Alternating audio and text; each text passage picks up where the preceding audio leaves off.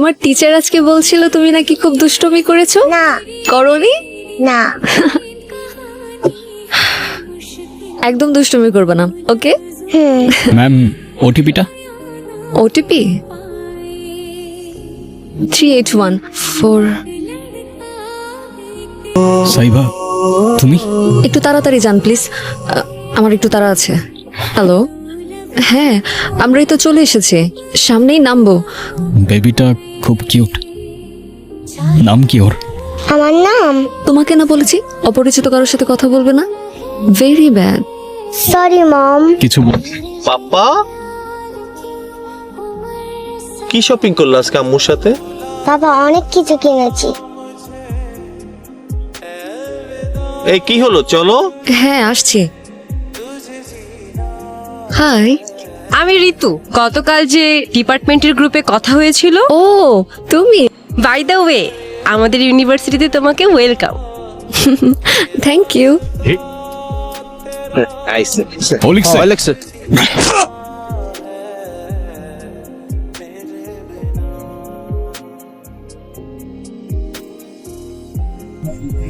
কে লিখছে এটা? আমি জানি না, ওই সত্যি করে বল, তুই লেখছিস না? ভুল হয়ে গেছে, মাফ করে দে। মাফ করে।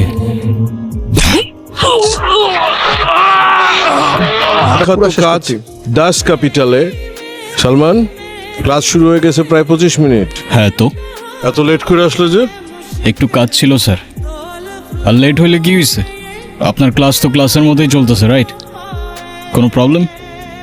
না ঠিক আছে, বসো। আজকে পুরা সিনেমা দেখে ক্লাসরুম থেকে যাবো। ফোনটা বন্ধ করেন। এটা ক্লাসরুম, সিনেমা হল না।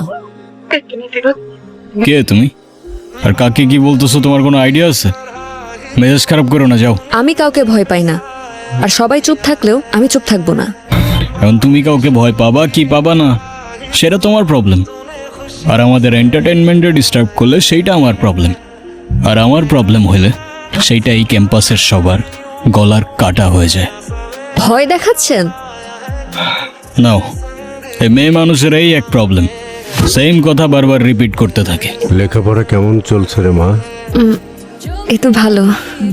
মন দিয়ে লেখাপড়া কর মা, সামনে এক্সাম। মার অপারেশনটা ডাক্তার কি বললো? ডাক্তার বলেছে কদিন পর অপারেশন করলেও চলবে। মনোযোগ দিয়ে সবাই লিখবা, আর যদি কেউ নকল করতে চাও তাহলে এখনই বের হয়ে যাও, আমি কিন্তু চুপ থাকবো না। ঋতু দেখতেছে তো, দেখুক। স্যার, সালমান ঋতুর খাতা কপি করছে। সালমান, তুমি ওরটা কপি করতেছো? কই না তো স্যার, এইসব অ্যান্সার তো আমার মুখস্থ। এ তো দেখি word to word same, word to word copy. ফাইজলামি চলছে? না স্যার, ওই একটু দেখছিলাম জাস্ট, আর দেখবো না স্যার। দেখো সালমান, এক্ষুনি বের হয়ে যাও।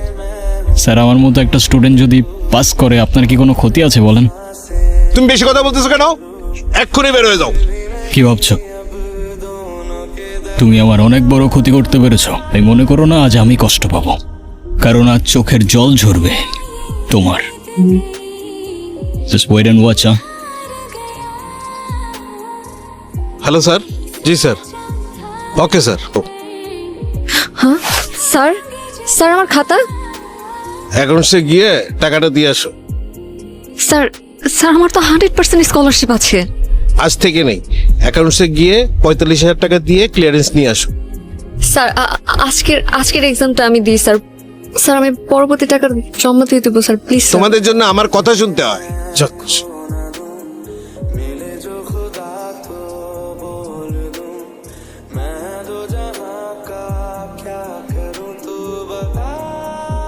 বলেছিলাম তো আজকে চোখের জল ঝরবে তোমার। কি ক্ষতি করেছিলাম তোমার আমি? এখন এসব ন্যাকামার্কা ডায়লগ মারতে যাও না, at least what goes around comes around. Wrong number নাকি? আমি সালমান। এতদিন পর ওর আমার সাথে কথা বলার ইচ্ছা হচ্ছে না, না হওয়াটাও স্বাভাবিক। হয়তো আমার জন্য ওর জীবনে এমন ক্ষতি হয়েছিল যেটা এত বছরেও ও কাটিয়ে উঠতে পারেনি। সেদিন আমি বুঝিনি আমি ওর কত বড় ক্ষতি করেছিলাম। আর যখন বুঝলাম ততক্ষণে ওর সিচুয়েশনগুলো অনেকটাই বিগড়ে গিয়েছিল। জানি না কেন যেন বারবার ওই মেয়েটার কথা মনে পড়তেছে। কোন মেয়েটা? সাইবা। আরে ও তো তোর সাথে বাঙালিতে গিয়ে ক্যাম্পাস থেকে গায়েব হয়ে গেছে। কাজটা ঠিক হয় নাই। ভূতের মুখে রাম না, কি বলতেছিস তুই? হ্যাঁ, কাজটা ঠিক হয় নাই। ওর সাথে অনেক বেশি বেশি করে ফেলছি আমি। আমার ওরে সরি বলা উচিত।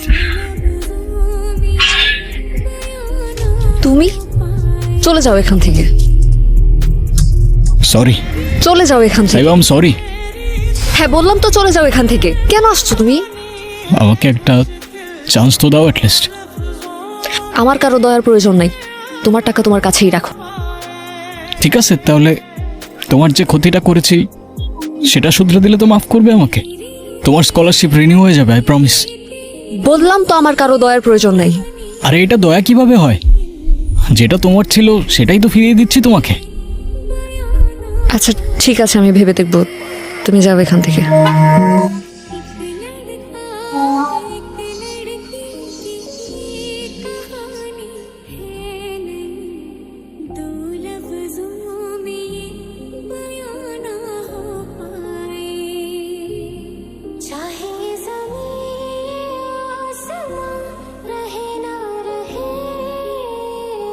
এভাবেই আমাদের ঝগড়া থেকে একে একে শুরু হলো বন্ধুত্ব। বন্ধুত্ব থেকে বোঝাপড়া, আর সেই বোঝাপড়া থেকে নিজেদের অজান্তেই চলে এলো খুনসুটি আর ভালোবাসা।